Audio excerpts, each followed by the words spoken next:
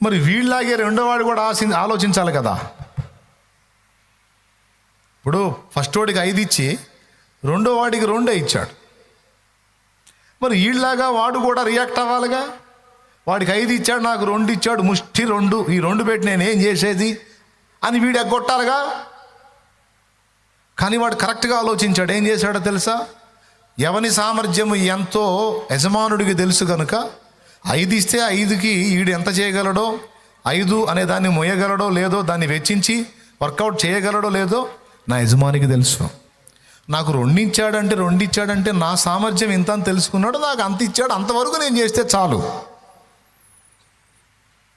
ఎవరికి ఎంత ఇస్తాడో, ఏ పాత్రని ఏ ప్లేస్లో పెట్టి ఎలా వాడతాడో, ఎవరిని ఏ విధంగా సిద్ధపరచుకుంటాడో, పాత్రలను నిర్ణయించి, పాత్రలను సిద్ధపరిచి, పాత్రలను ఆయత్తపరిచిన యజమానుడికి తెలుసు.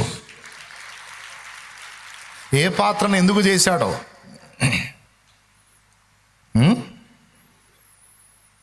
దేవుడు నన్ను తీసుకొచ్చి ఈ దరిద్రంలో పుట్టించాడు అని ఫీల్ అవుతారు కొంతమంది. దేవుడు నన్ను తీసుకొచ్చి ఈ దరిద్రంలో పడేశాడు అంటారండి కొంతమంది.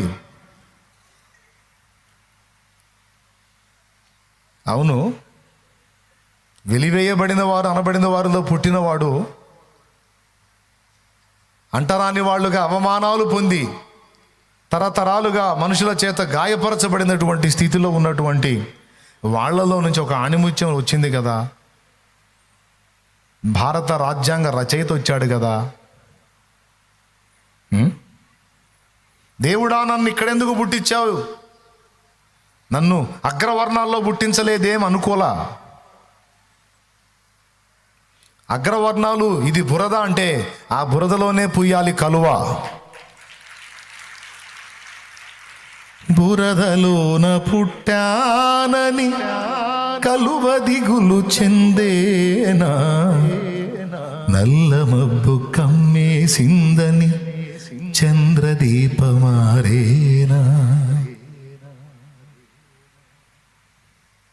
ఈ పేదోళ్ళింటో ఎందుకు పుట్టించావు? ఈ దరిద్రులింటో ఎందుకు పుట్టించావు? తల్లిదండ్రులు లేని అనాథలుగా నన్ను ఎందుకు చేశావు? అనాథనగా నన్ను ఎందుకు చేశావు? తండ్రి లేకుండా ఎందుకు చేసావు? తల్లి లేకుండా ఎందుకు చేసావు? విధవరాలిగా ఎందుకు చేసావు? అందరికీ భర్తలను ఇచ్చావు, నా భర్తను ఎందుకు తీసుకున్నావు? అందరికీ పిల్లల్ని ఇచ్చావు, నన్ను ఎందుకు గొడ్రాలను చేసావు? అందరికీ సేవ చేసే భాగ్యం ఇచ్చావు, నన్ను ఎందుకు బయటికి నెట్టేశావు? నా కర్మ ఎందుకు ఇలా కాలింది దేవా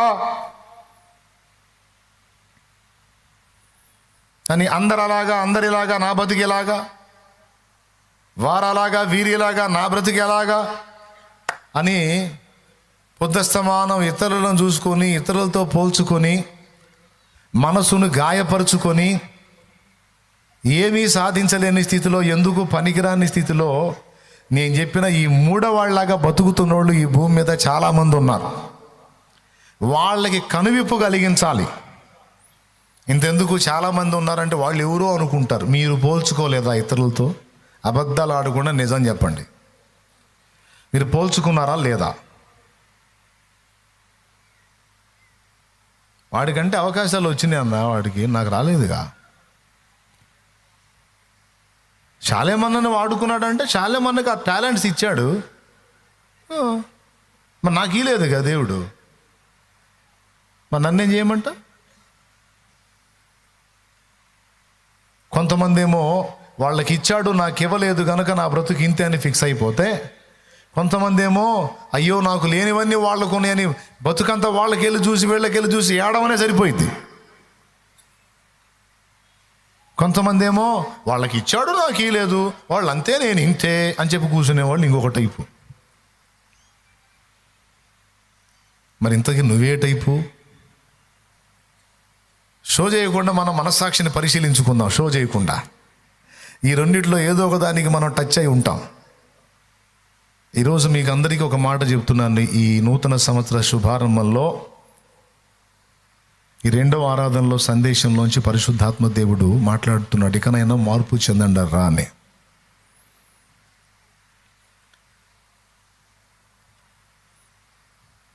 అసలు ఒక్కటి కూడా ఇవ్వకపోతే ఆయన తప్పు. ఒకటైనా ఇచ్చినప్పుడు లెక్క చెప్పాలి నువ్వు. మందారం ఎంత ఉంటుందండి? మందారం పువ్వు నా చేయి అంత ఉంటుంది. ముద్ద మందారం ఎంతో అందంగా ఉంటుంది, చక్కని రంగులో ఉంటుంది. నా చిన్నప్పుడు స్త్రీలు తలల్లో పెట్టుకునేవాళ్ళు. ఒక్కటే సరిపోయింది, తల మొత్తం ఆ జుట్టు అంతటికి ఒక్కటే సరిపోయింది, అంత పెద్దగా ఉంటుంది అది. మందారం ఉండటానికి అంత ఉంటుంది. లాంగ్ షాట్లో లుక్ బాగుంటుంది, కానీ దగ్గరకు పోతే ఏ స్మెల్ ఉండదు దాని దగ్గర. మల్లె ఇంతే ఉంటుంది బాయ్. మల్లె ఎంత ఉంటుందా? దాన్ని తల్లో పెట్టాలంటే చాలా తీసుకొచ్చి కుట్టి పెట్టాలా, మాల అల్లి పెట్టాలా. కానీ ఇంతే 100 పూలు అక్కరలేదు, ఒక్కటి తీసుకో, దాని స్మెల్ నీ మనసుకు ఆహ్లాదాన్ని కలిగించింది. ఇదేమో స్మెల్కు పనికి వచ్చిద్ది, అదేమో లుక్కు పనికి వచ్చిద్ది. ఇది స్మెల్, అది లుక్కు. ఇప్పుడు మందారం అనకూడదు, నన్ను చేయటానికైతే ఎంత చేసావు కానీ ఎంత కూడా వాసన లేదు, ఎందుకు నాయనా అనకూడదు. మందారం మళ్ళీ అనకూడదు, నాకు మంచి వాసన ఇచ్చావు కానీ ఇంతేగా. మందారం చూడు ఎంత ఉంది, ప్రొద్దుతిరుగుడు చూడు ఎంత ఉంది అనకూడదు. పిచ్చి ముఖమా, అవి ఉండటానికి పర్సనాలిటీస్ అంత ఉన్నా నీ పరిమళం వాటికి ఉండదే అంటాడు.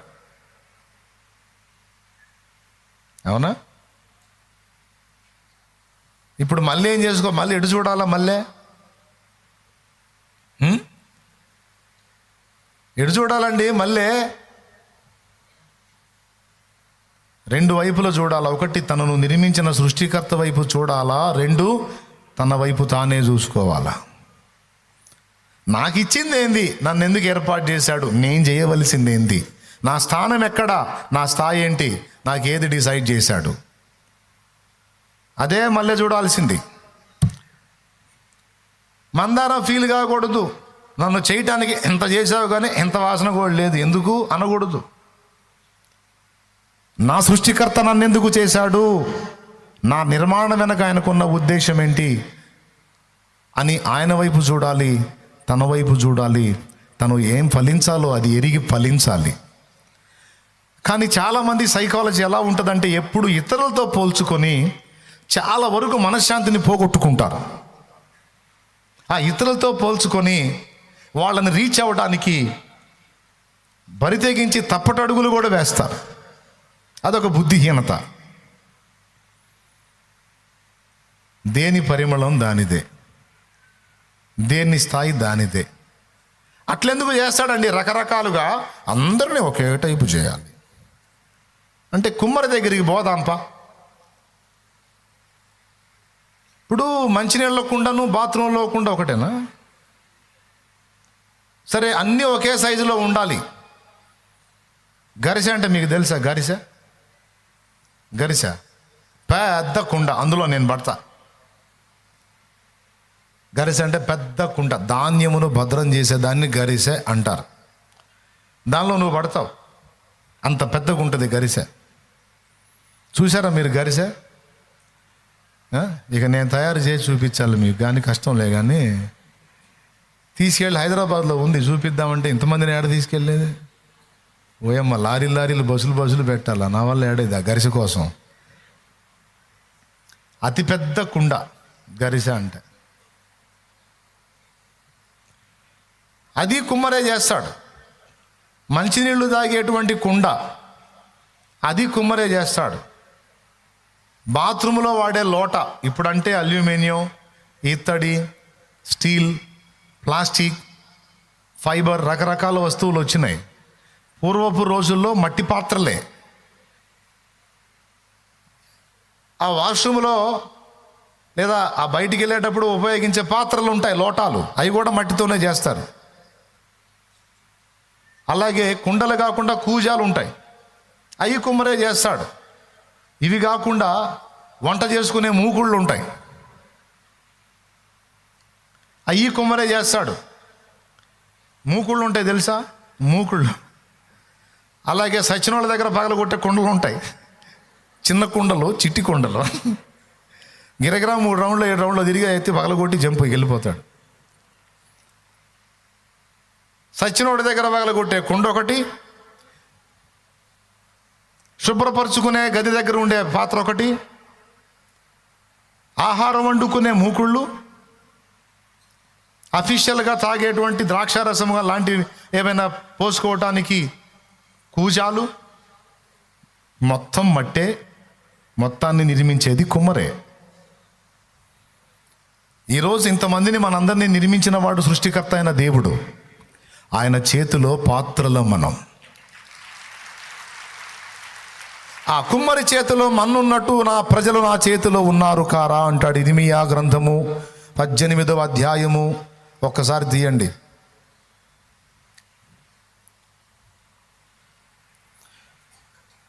ఇర్మీయా గ్రంథము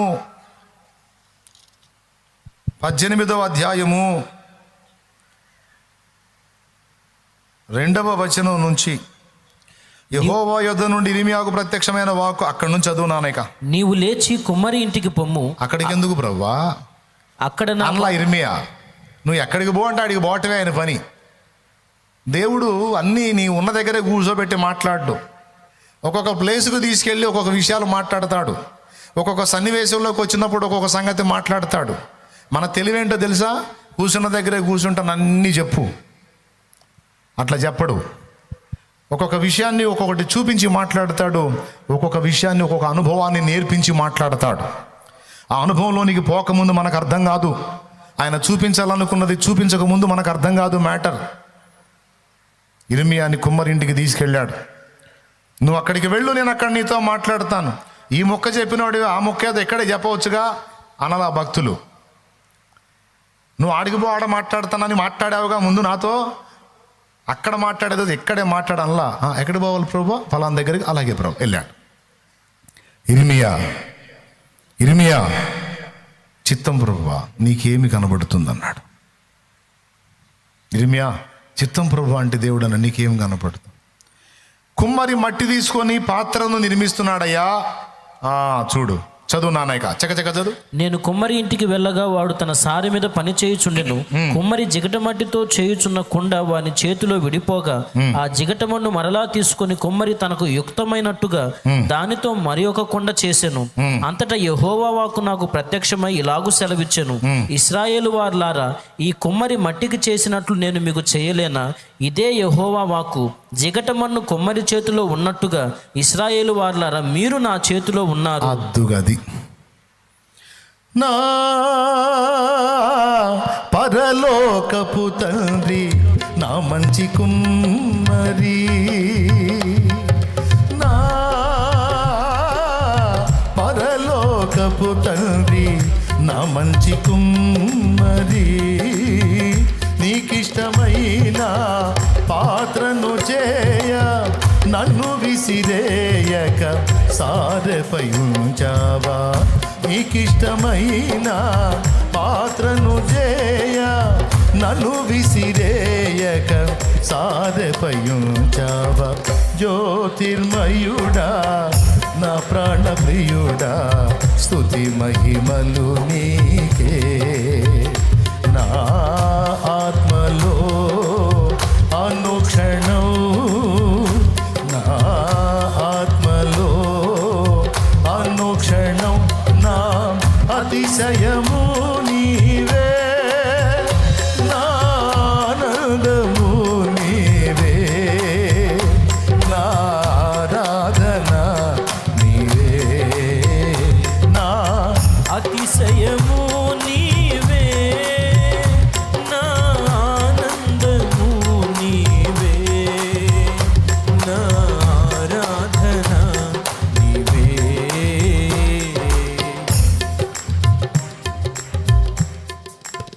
దేవునికి మహిమ కలుగును గాక. కుమ్మరి చేతిలో ఆ జిగట మన్ను ఉన్నట్టు మీరు నా చేతిలో ఉన్నారు అన్నాడు. బాగుంది. ఆయన చేతిలో మన్నులాగా మనం ఉన్నాం. ఆయనకి ఇష్టమైన పాత్రగా చేయకూడదు. ఆయనకి అధికారం లేదా? మరి నువ్వెందుకు అడుగుతున్నావు నన్ను ఎట్లెందుకు చేశావని? తమ్ముడా,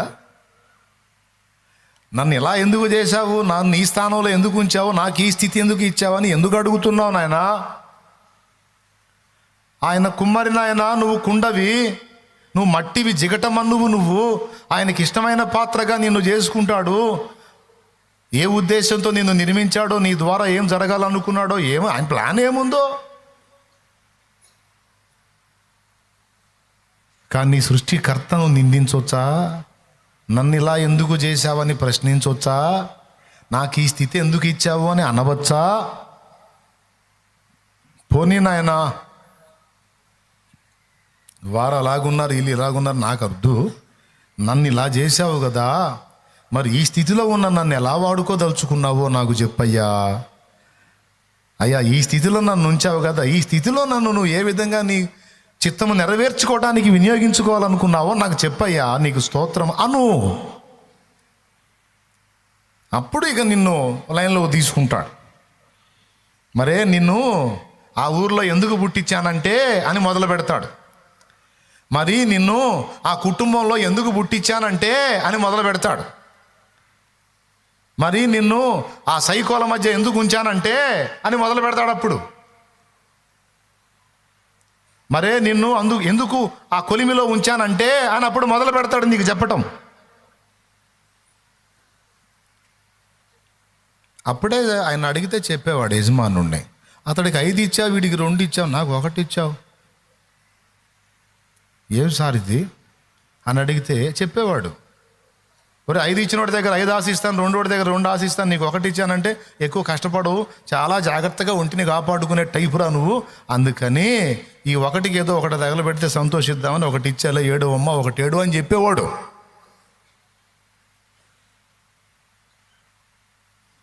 వీడు అడగల. వచ్చినాక ఆయన్ని పాయింట్ అవుట్ చేశాడు. వీడు ఇతరులతో పోల్చుకున్నాడు. 3వ వాడు, 2వ వాడు పోల్చుకోలా. అరే వాడికి 5 ఇచ్చాడే, నాకు 2 ఇచ్చాడే అని అనుకోలా. వాడికి 5 ఇచ్చే నాకెందుకు, 10 ఇస్తే నాకెందుకు, నాకు ఇచ్చాడు కదా, 2 1 ఏదో ఇచ్చాడుగా, ఆ ఇచ్చినంత వరకు నేను పెట్టుబడి పెట్టి ఆయన ఆశించినట్టు ఎంతో కొంత చేసి ఆయనకి చూపిస్తా. ఆయన వచ్చి ఏమన్నాడు తెలుసా? ఈ కొంచెములో ఇచ్చిందే కొంచెము, ఆ కొంచెంలో నువ్వు నమ్మకంగా కష్టపడ్డావు కనుక ఇదిగో నిన్ను అనేకమైన వాటి మీద నియమిస్తాను అన్నాడు. ముందోడితో ఏమన్నాడు, 2వ వాడితో కూడా అదే అన్నాడు. ముందోడితో ఏమన్నాడు, ఈ కొంచెములో నమ్మకంగా ఉంటేవి కనుక బడా మంచి దాసుడా, నిన్ను అనేకమైన వాటి మీద నియమిస్తా. 2వ వాడితో కూడా అదే అన్నాడు. 3వ వాడితో ఆ మాట అనలేకపోయాడు, ఎందుకంటే వీడు వేరే టైపులో వెళ్ళాడు. అరే నాతో పాటు చదివిన వాళ్ళందరికీ జాబ్స్ వచ్చినాయి, నేనేది బికారోళ్ళలా తిరుగుతున్నాను, దేవుడా నాకెందుకు ఈ గతి రప్పించావు అని ఈరోజు నువ్వు ప్రశ్నించవచ్చు నీ శ్రమను బట్టి. ఏమో ఆయన ఉద్దేశం, యజమానుడి ఉద్దేశం ఏ విధంగా ఉందో, నిన్ను జాబ్లో వాడుకోవాలనుకుంటున్నాడో, జాబ్ ద్వారా డబ్బు సంపాదింపజేసి అది ఆ డబ్బు ద్వారా నువ్వు సేవకు సహకరించి తద్వారా నిన్ను అలా వాడుకోవాలనుకుంటున్నాడేమో అని నువ్వు అనుకోవచ్చు. కానీ జాబ్ కాదు నాన్న,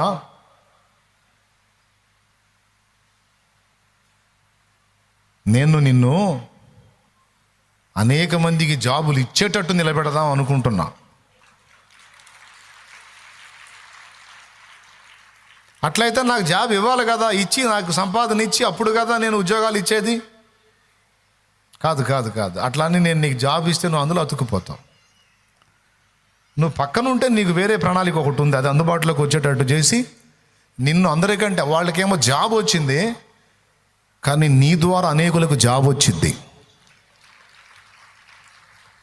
అది నా ఆశ, నా ప్రణాళిక అని దేవుడు అంటుండొచ్చు. అది నీకు అర్థం కాకపోతే నేనేం చేసేది? కానీ నువ్వేమనుకుంటావు, వాడికి వచ్చింది వీడికి వచ్చింది నాకు రాలేదంటావు. ఏమో ఆయన ప్లాన్ వేరుగా ఎలా ఉందో నీకేం తెలుసు. అంటే ఎగ్జాంపుల్ కోసం చెప్తున్నా, ఏదో నిన్ను ఓదార్చడానికి ఈ మొక్క చెబితే నీకు హాయిగా ఉంటుందని చెప్పట్లా.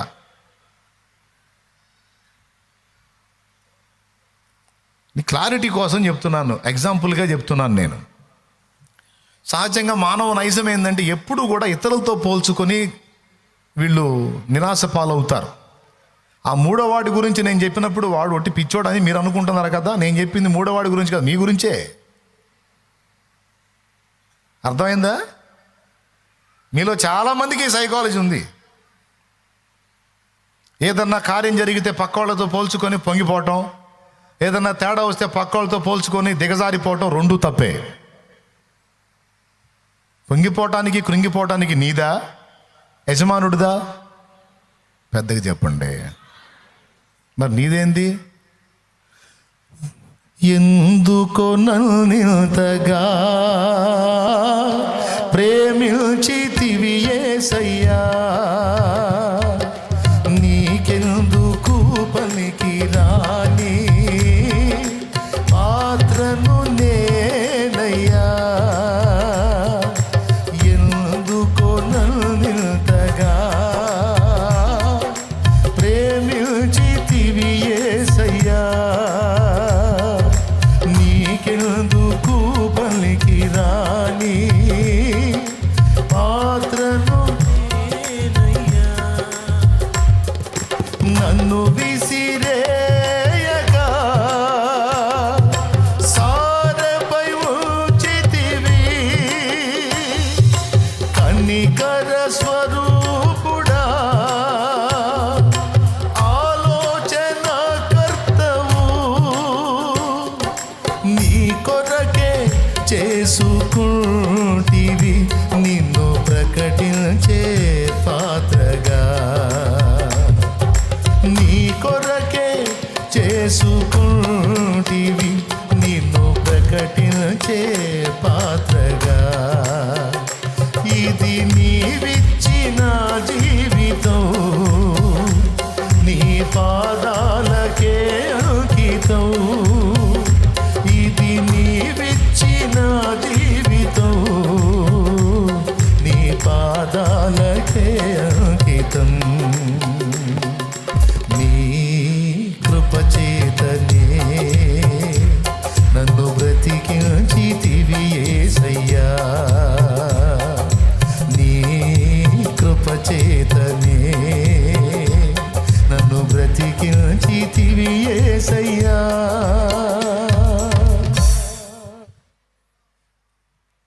మనం అనాల్సిన డైలాగ్ అది.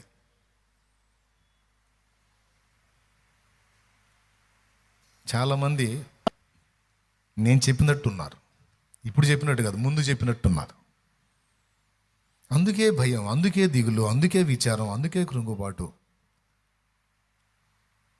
అది లేకపోతే గొడవే ఉండదు. నేను 2 సంగతులు చెప్తున్నాను, వినండి జాగ్రత్తగా. ఒకటి భౌతిక జీవితంలో చెప్తున్నాను, 2 ఆధ్యాత్మిక జీవితంలో కూడా చెప్తున్నాను. రెండిటికి ఈ అంశం వర్తిస్తుంది. పౌలు ఒక మాట అన్నాడు, నేను దీనస్థితి యందును సంపన్న స్థితి యందును, నేను ఏ స్థితిలో ఉన్ననో ఆ స్థితిలో సంతృప్తి కలిగి నేర్చుకొని ఉన్నాను అన్నాడు. బాగా వినాలి. నన్ను దేవుడు ఏ స్థితిలో పెట్టినా ఆ స్థితిలో నేను తృప్తి కలిగి బతకటం నేర్చుకున్నాను. మీరు ఆలోచించండి. సంపన్న స్థితిలో ఉన్నవాడికి దరిద్రం వచ్చిందనుకో, పేదరికం, వాడు బతుకంత ఏడవడమే సరిపోయింది. ఒకప్పుడు అట్టున్నాను, ఒకప్పుడు అట్టున్నాను, ఒకప్పుడు అట్టున్నాను, ఒకప్పుడు అట్టున్నాను, ఇప్పుడు ఎట్టయింది, ఇప్పుడు ఎట్టయింది, ఇప్పుడు ఎట్టయింది. పౌలు అట్టున్నాడంట. దేవుడు సమృద్ధి ఇచ్చినప్పుడు స్తోత్రం, ఏమీ లేకపోయినా స్తోత్రం.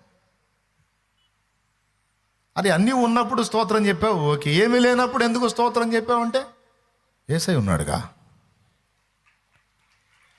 అన్నీ ఉన్నప్పుడు ఆయనే ఉన్నాడు, అన్నీ లేకపోయినా ఆయన ఉన్నాడు.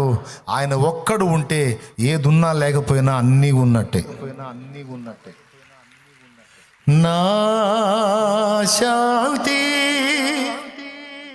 నా కాంతి, జయంతి వర్ధంతి నా వర్ధంతి, నా జయంతి జయంతి వర్ధంతి, నా వర్ధంతి నా జయంతి.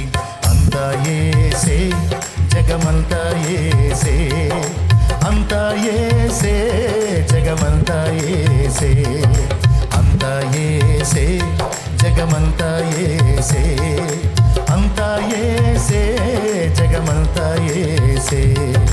నా భాష, నా ఊసు, నా ఆశ, నా యాస, అంతా యేసే, జగమంతా యేసే, అంతా యేసే, అంతా యేసే.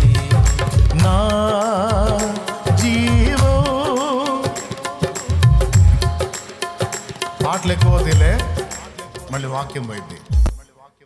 పుస్తకంలో ఉంటుంది, ఇంటికి పోయి పాడుకోండి. దేవునికి స్తోత్రం. ఏమనుకోకండి టైం, అందుకని నాకు ఆగదు ఆవేశం, పాడుతూ ఉంటా. మీకు ఆగదు, పాడమంటారు. టైం మాత్రం అడ్రస్ లేకుండా పరిగెత్తుతుంటుంది. తీరంతా అయిపోయిన టైం చూసుకుని ఆయమ్మ చాలాసేపు చెప్పాడే అని మళ్ళీ ఇది ఒక ఫీలింగు. ఎందుకు నాకు ఈ గొడవ? అందుకే ఊరకట్లా అందిస్తాను, మీరు వాడుకోండి. బిడ్డలారా, భౌతిక జీవితంలో కూడా అదే వర్తిస్తుంది. దేవుడు నీకు అనుగ్రహించిన స్థాయిలోనే నువ్వు కృతజ్ఞత స్తుతులు చెప్పు. వాడికి ఆ స్థాయి ఎందుకు ఇచ్చాడు, నాకు ఈ స్థాయి ఎందుకు ఇచ్చాడని ఎప్పుడూ ఫీల్ అవ్వద్దు. వాడికి ఇచ్చిన స్థాయి నీకు ఇస్తే అక్కడ నువ్వు దెబ్బతింటావు. నీకు ఇచ్చిన స్థాయే నీకు క్షేమం, నీకు ఇచ్చిన పరిదే నీకు ఉత్తమం. మరొకరితో నువ్వు పోల్చుకొని అక్కడ నేనుంటే సూపర్ ఉండేదని నువ్వు అనుకున్నావు అనుకో, తేడా పడతావు. అక్కడ ఉండకూడదు. నువ్వు ఎక్కడుండాలో ఆయనకి తెలుసు. నిన్ను గరిసెలాగా చేయాలో, మంచినీళ్ళ కుండలాగా చేయాలో, వాష్రూమ్ లోటాలాగా చేయాలో, ఏమంటే వంటగది మూకిడిలాగా చేయాలో, సచ్చిన వాళ్ళ దగ్గర బాగా కొట్టే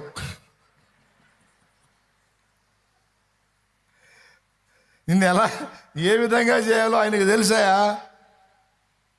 కాబట్టి నేను జీవిత సత్యం చెప్తున్నాను, ఎప్పుడు మర్చిపోవద్దు. లైఫ్ లాంగ్ గుర్తుపెట్టుకోండి.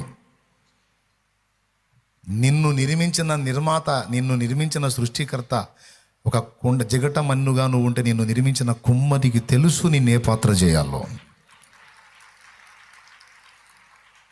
కొంతమంది ఆడవాళ్ళు భర్త పెత్తనం చేసినప్పుడల్లా ఫీల్ అవుతారు, నన్ను మగాడిగా పుట్టించినట్టయితే వీడి సంగతి చెప్పేదాన్ని.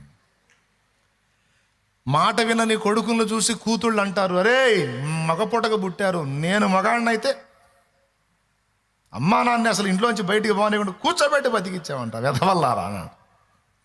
అమ్మా నువ్వు మగాడిగా పుట్టితే పరిస్థితులు వేరుగుంటాయి, అందుకే నిన్ను ఆడపిల్లగా పుట్టించాడు. ఆడపిల్లగా పుట్టిస్తేనే మగాళ్ళ మీద ఎగబడుతున్నావు, అచ్చంగా మగాడిగా పుట్టిస్తే జనం మొత్తాన్ని కలిపి కొడతావు నువ్వు, అందుకే అట్లా చేశాడు. ఏమంటారు, అరే నన్ను అలాగ పుట్టిస్తే ఇలాగుండేది, ఇలా అయితే అలాగుండేది, అసలు నేను అక్కడుంటే మామూలుగా ఉండేది. ఇప్పుడు వీడి గొడవ ఏంటంటే నాకు ఒక్కటి ఇచ్చాడు కాబట్టి మండి నేను చేయలే, 5 ఇవ్వమను. ఆయన అంటాడు, అరే ఒకటి ఇస్తేనే దాన్ని గుంట తీసి బూడిసి పెట్టావు, 5 ఇస్తే వాటిని ఏం చేస్తావురా నువ్వు? నీకు ఇచ్చిన దానికే న్యాయం చేయని సోది రకం నువ్వు. నీకు నాకు 5 లేదు 5 లేదంటే ఏం చేస్తావురా నువ్వు? నీకు అంత సీన్ లేదని ఒకటి ఇచ్చా, ఆ ఒకటినే శుభ్రంగా అరే గుంట తీసే చాయకి పెట్టుబడి పెడితే పోయేది కదరా. ఆ గుంట తీసేదానికి చాయకి బాగా లోతుగా గొయ్యి దవ్వి పెట్టావే, ఎవడు చోరీ చేయకుండా. అదేదో తీసుకెళ్ళి సాహుకారుల దగ్గర ఇచ్చేస్తే అయిపోను కదరా. పోల్చుకుంటారా ఇతరులతో? చదువులో కానీ, జాబులో కానీ, సంపదల్లో కానీ, ఉద్యోగాల్లో కానీ, పొలాల్లో విషయంలో కానీ. వాడు 5 ఎకరాలు అయితే మొత్తం పండింది వాడికి. నా కర్మ ఏంది ఇది?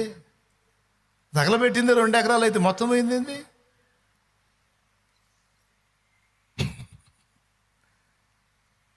వాడు 10 ఎత్తే మొత్తం పండింది, నేను వేసింది 3 ఎకరాలు మొత్తం పోయింది. ఇప్పుడు విషయం ఏంటంటే ఇప్పుడు 3 పోయిందని బాధ కాదు, వాడి 10 అయింది.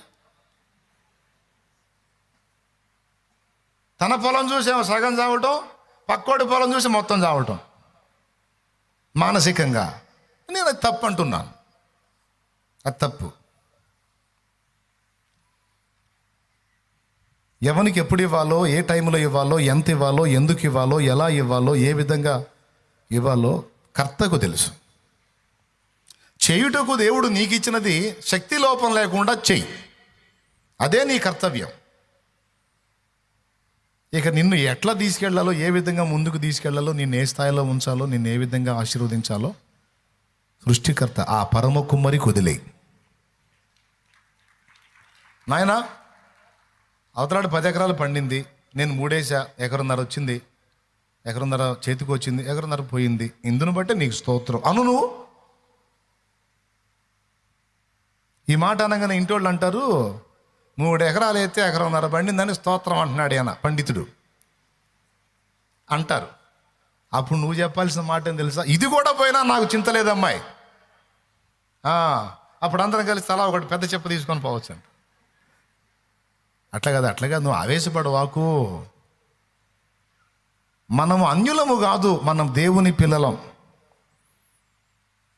మనకు జీవాధారము రొట్టె కాదమ్మాయి, మనకు జీవాధారము యేసు.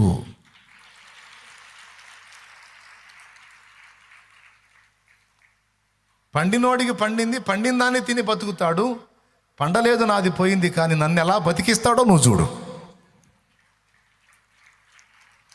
వాడికంటే సంతోషంగా, వాడికంటే మిన్నుగా నన్ను బతికిస్తాడు ఆయన. ఎలా అని నన్ను అడగొద్దు, ఎందుకంటే నాకు ఆయన ఉన్నాడు.